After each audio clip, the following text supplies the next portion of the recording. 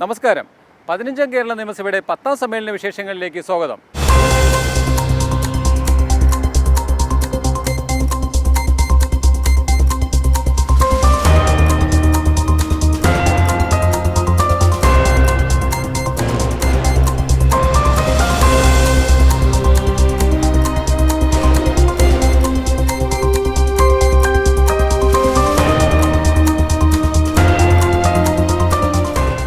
ചോദ്യോത്തരവേളയിൽ ഇന്ന് ചോദ്യങ്ങളുടെ പട്ടികയിലെ 4 ചോദ്യങ്ങൾക്കാണ് മന്ത്രിമാർ വാക്കാൽ മറുപടി പറഞ്ഞത്. ഇൻഡസ്ട്രിയൽ ട്രെയിനിംഗ് മേഖലയിലെ പശ്ചാത്തല സൗകര്യങ്ങൾ, രജിസ്ട്രേഷൻ വകുപ്പിലെ പരിഷ്കാരങ്ങൾ, മലബാർ മേഖലയിലെ ടൂറിസം വികസന പദ്ധതികൾ, പുതിയ ഭവന നയം രൂപപ്പെടുത്തുന്നതിന് പദ്ധതി എന്നിവ സംബന്ധിച്ച അംഗങ്ങളുടെ ചോദ്യങ്ങൾക്കാണ് ബന്ധപ്പെട്ട മന്ത്രിമാർ ഇന്ന് മറുപടി പറഞ്ഞത്. സംസ്ഥാനത്തെ 10 ITIകൾ അന്താരാഷ്ട്ര നിലവാരത്തിലേക്ക് ഉയർത്താൻ 82 കോടി 50 ലക്ഷം രൂപയുടെ ഭരണാനുമതി നൽകിയതായി മന്ത്രി വി ശിവൻകുട്ടി സഭയിൽ അറിയിച്ചു. ITIകളിൽ ആർട്ടിഫിഷ്യൽ ഇന്റലിജൻസ് കോഴ്സ് നടത്താൻ സാധിക്കുമോ എന്നത് പരിശോധിക്കുമെന്നും മന്ത്രി പറഞ്ഞു.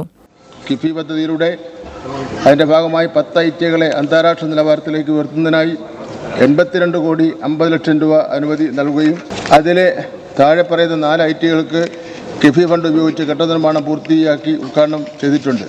സംസ്ഥാന രജിസ്ട്രേഷൻ വകുപ്പിലെ രേഖകൾ ഡിജിറ്റൈസ് ചെയ്ത് സൂക്ഷിക്കാനുള്ള നടപടികൾ അവസാന ഘട്ടത്തിലാണെന്ന് മന്ത്രി കടന്നപ്പള്ളി രാമചന്ദ്രൻ ചോദ്യോത്തരവേളയിൽ അറിയിച്ചു. സൂക്ഷിപ്പ് പരമപ്രധാനമാണ് എന്ന് കണക്കിലെടുത്തുകൊണ്ട് തന്നെ ഇതിനാവശ്യമായ ശാസ്ത്രീയവും ഫലപ്രദമായ നടപടികൾ സ്വീകരിച്ചു വരികയാണ്. റെക്കോർഡുകൾ സൂക്ഷിക്കുന്നതിന് ആധുനിക രീതിയിലുള്ള റാക്കുകൾ അഥവാ കോമ്പാക്ടറുകൾ സ്ഥാപിക്കുന്നതിനും രേഖകൾ ഡിജിറ്റൈസ് ചെയ്ത് സംരക്ഷിക്കുന്നതിനുള്ള നടപടികൾ സ്വീകരിച്ചു വരികയാണ്. കേരളത്തെ ഒരു ടൂറിസം ഡെസ്റ്റിനേഷൻ എന്ന നിലയിൽ വികസിപ്പിക്കുന്നതിനാണ് മുൻഗണന നൽകുന്നതെന്ന് മന്ത്രി PA മുഹമ്മദ് റിയാസ് പറഞ്ഞു. ഇന്ത്യയിലാദ്യമായി ലൈഫ് ഗാർഡുകൾക്ക് വേണ്ടി പേഴ്സണൽ ആക്സിഡന്റ് ഇൻഷുറൻസ് സ്കീം നടപ്പിലാക്കാൻ പോകുന്ന ആദ്യ സംസ്ഥാനമാകാൻ കേരളം ഒരുങ്ങുകയാണെന്ന് മന്ത്രി സഭയെ അറിയിച്ചു. കേരളത്തെ ഒരു ടൂറിസം ഡെസ്റ്റിനേഷൻ എന്ന നിലയിൽ വികസിപ്പിക്കുന്നതിനാണ് ടൂറിസം വകുപ്പ് മുൻഗണന നൽകുന്നത്. ഇന്ത്യയിൽ ആദ്യമായി നമ്മളൊരു personal accident insurance scheme life ഗാർഡുകൾക്ക് വേണ്ടി നടപ്പിലാക്കാൻ വേണ്ടി പോകുന്ന സന്തോഷ വിവരം ഈ സഭയെ അറിയിക്കാൻ ഞാൻ ആഗ്രഹിക്കുകയാണ്. സർ, എല്ലാവർക്കും ഭവനമെന്ന സ്വപ്നം ഈ സർക്കാരിന്റെ പ്രധാന പദ്ധതികളിലൊന്നാണെന്ന് മന്ത്രി K രാജൻ ചോദ്യോത്തരവേളയിൽ വ്യക്തമാക്കി. MN ഗോവിന്ദൻ നായരുടെ നേതൃത്വത്തിൽ നടപ്പിലാക്കിയ ലക്ഷം വീട് പദ്ധതി മുതൽ കേരളത്തിൽ എല്ലാവർക്കും വീട് എന്ന പദ്ധതിയുടെ ഏറ്റവും പ്രധാനപ്പെട്ട ലക്ഷ്യം നടപ്പിലാക്കിക്കൊണ്ട് തദ്ദേശ സ്വയംഭരണ വകുപ്പിന്റെ നേതൃത്വത്തിൽ വളരെ വിപുലീകരിക്കപ്പെട്ട ലൈഫ് പദ്ധതി വരെ കേരളം ലോകത്തിന്റെ മുമ്പിൽ ഭവന നിർമ്മാണത്തിന് ശ്രദ്ധേയമായ പങ്കുവഹിക്കുകയും അക്കാര്യത്തിൽ ലോകം കണ്ട ഏറ്റവും ശ്രദ്ധേയമായ മാതൃകകൾ അവതരിപ്പിക്കുകയും ചെയ്തിട്ടുള്ള ഒരു സംസ്ഥാനമാണ്.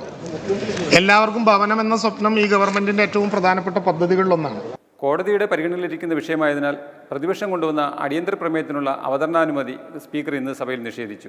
ആലപ്പുഴയിൽ നവകേരള സദസ്സിനെതിരെ പ്രതിഷേധിച്ച യൂത്ത് കോൺഗ്രസുകാരെ മർദ്ദിച്ച സുരക്ഷാ ഉദ്യോഗസ്ഥർക്കെതിരായ കേസ് അട്ടിമറിക്കുന്നതായി പറയപ്പെടുന്ന സാഹചര്യം സഭ നിർത്തിവെച്ച് ചർച്ച ചെയ്യണമെന്നാവശ്യപ്പെട്ട് ഷാഫി പറമ്പിലും മറ്റ് 5 അംഗങ്ങളുമാണ് അടിയന്തര പ്രമേയത്തിന് അനുമതി തേടിക്കൊണ്ട് നോട്ടീസ് നൽകിയത്. എന്നാൽ ഇത് ഈയിടെ നടന്ന സംഭവം അല്ലാത്തതിനാലും ഹൈക്കോടതിയുടെ പരിഗണനയിലുള്ള വിഷയം ആയതിനാലും നോട്ടീസിന് അനുമതി നൽകാൻ കഴിയില്ലെന്ന് ചട്ടം ഉദ്ധരിച്ചുകൊണ്ട് സ്പീക്കർ AN ഷംസീർ അറിയിച്ചു. ഇതേ തുടർന്ന് പ്രതിപക്ഷം നടുത്തളത്തിലിറങ്ങി പ്രതിഷേധിച്ചു. Order rule 50.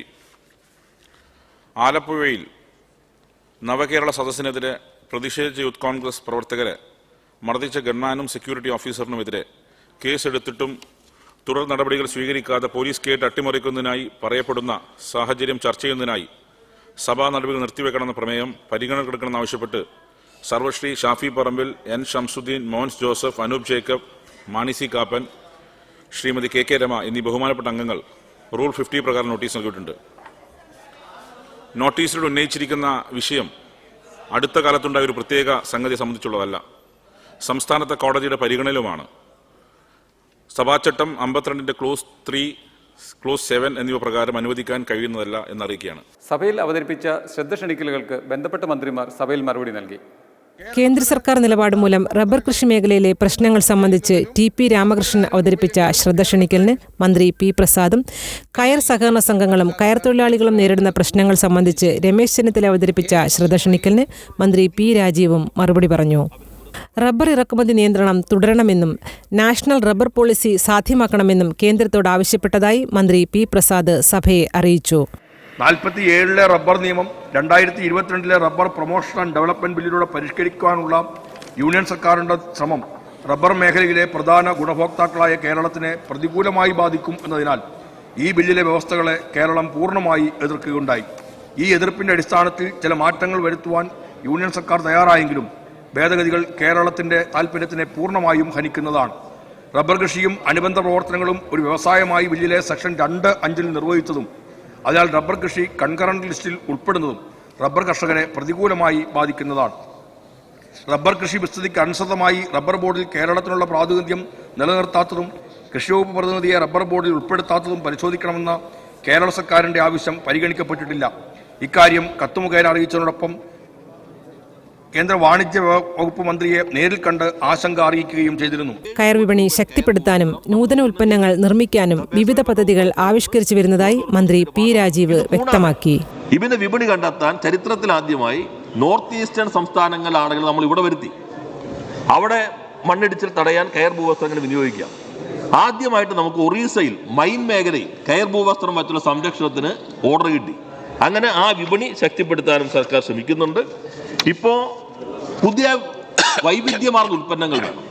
അതിനുവേണ്ടി എല്ലാ സ്റ്റേക്ക് ഹോൾഡേഴ്സുമായി ചർച്ച ചെയ്തു.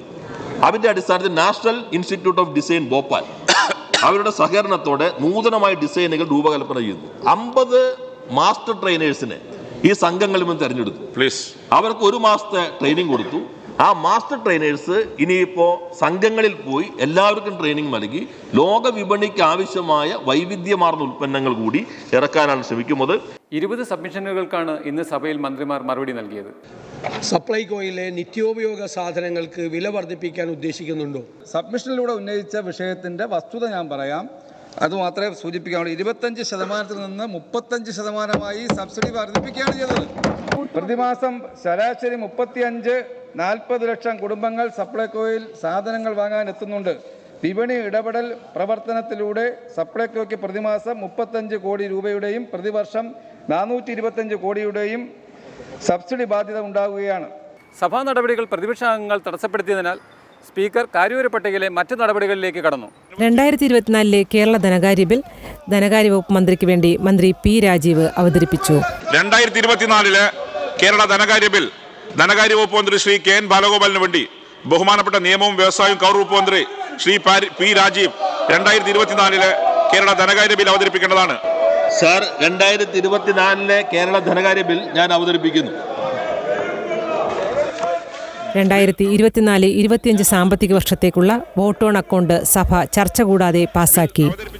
2024 കേരള ധനവിനിയോഗ ബില്ലും കേരള ധനവിനിയോഗ വോട്ട് ഓൺ അക്കൗണ്ട് ബില്ലും സഭ ഇന്ന് പാസാക്കി. 2024 ധനവിനിയോഗ ബിൽ 2024 കേരള ധനവിനിയോഗ വോട്ട് ഓൺ അക്കൗണ്ട് ബിൽ ധനകാര്യ വകുപ്പ് മന്ത്രി ശ്രീ കെ എൻ ബാലഗോപാലിന് വേണ്ടി ബഹുമാനപ്പെട്ട നിയമവും വ്യവസായവും കയർ വകുപ്പ് മന്ത്രി ശ്രീ പി രാജീവിന് 2024 ധനവിനിയോഗ ബിൽ 2024 കേരള ധനവിനിയോഗ വോട്ട് ഓൺ അക്കൗണ്ട് ബിൽ എന്നിവ അവതരിപ്പിക്കേണ്ടതാണ്. സാർ, 2024 കേരള ധനവിനിയോഗ ബിൽ 2024 കേരള ധനവിനിയോഗ വോട്ട് ഓൺ അക്കൗണ്ട് ബിൽ എന്നിവ ധനകാര്യ വകുപ്പ് മന്ത്രിക്ക് വേണ്ടി ഞാൻ അവതരിപ്പിക്കുന്നു. ബില്ലുകൾ അവതരിപ്പിച്ചിരിക്കുന്നു. അവകാശ ലംഘന നോട്ടീസുകളുടെ വിവരങ്ങൾ സ്പീക്കർ സഭയെ അറിയിച്ചു. തുടർന്ന് 10ാം സമ്മേളനം സംബന്ധിച്ച് സ്പീക്കർ എൻ ഷംസീർ അവലോകനം നടത്തി. സമ്മേളനം അവസാനിപ്പിക്കുന്നതിനുള്ള പ്രമേയം മുഖ്യമന്ത്രി പിണറായി വിജയൻ അവതരിപ്പിച്ചു. സമ്മേളനം അവസാനിപ്പിക്കുന്നതിനുള്ള പ്രമേയം ബഹുമാനപ്പെട്ട മുഖ്യമന്ത്രി അവതരിപ്പിക്കേണ്ടതാണ്. സർ, സഭ മുൻപാകെ മറ്റ് അത്യാവശ്യ ബിസിനസ്സുകളൊന്നും ഇല്ലാത്തതിനാൽ സഭ അനിശ്ചിതകാലത്തേക്ക് പിരിയാവുന്നതാണ്. പ്രമേയത്തെ പിന്താങ്ങേണ്ടതാണ്. പ്രമേയം സഭ അംഗീകരിച്ചിരിക്കുന്നു. 10ാം സമ്മേളന നടപടികളുടെ സംക്ഷിപ്ത വിവരണം. 2024 ജനുവരി 25 ബഹുമാനപ്പെട്ട ഗവർണറുടെ നയപ്രഖ്യാപന പ്രസംഗത്തോടുകൂടി ആരംഭിച്ച 15ാം കേരള നിയമസഭയുടെ 10ാം സമ്മേളനം ആകെ 11 ദിവസം സമ്മേളിച്ചു. നടപടികൾ പൂർത്തീകരിച്ച് ഇന്ന് അവസാനിക്കുകയാണ്. 15ാം കേരള നിയമസഭയുടെ 10ാം സമ്മേളനത്തിൽ ആകെ 11 ദിവസമാണ് സഭ സമ്മേളിച്ചത്. ഫെബ്രുവരി 5 2024-25 സാമ്പത്തിക വർഷത്തേക്കുള്ള ബജറ്റ് അവതരിപ്പിച്ചു. ഫെബ്രുവരി 12, 13, 14 തീയതികളിൽ ബജറ്റ് മേലുള്ള പൊതുചർച്ച നടന്നു. 2024 കേരള സംസ്ഥാന ചരക്ക് സേവന നികുതി ഭേദഗതി ബിൽ, 2024 കേരള മുനിസിപ്പാലിറ്റി ഭേദഗതി ബിൽ, 2024 കേരള പഞ്ചായത്ത് രാജ് ഭേദഗതി ബിൽ തുടങ്ങിയ സുപ്രധാന ബില്ലുകൾ ഈ കാലയളവിൽ സഭ പാസാക്കി. 10ാം സമ്മേളന നടപടികൾ പൂർത്തിയാക്കി രാവിലെ 10:54 സഭ അനിശ്ചിതകാലത്തേക്ക് പിരിഞ്ഞു. എല്ലാവർക്കും ഈസ്റ്റർ റമദാൻ വിജു ആശംസകൾ നേരുന്നു. ഓർഡർ സഭ അനിശ്ചിതകാലത്തേക്ക് പിരിയുന്നു. കേരള നിയമസഭയുടെ 10ാം സമ്മേളന വിശേഷങ്ങൾ ഇതോടെ സമാപിക്കുന്നു. അടുത്ത സമ്മേളന കാലയളവിൽ വീണ്ടും കാണാം. നമസ്കാരം.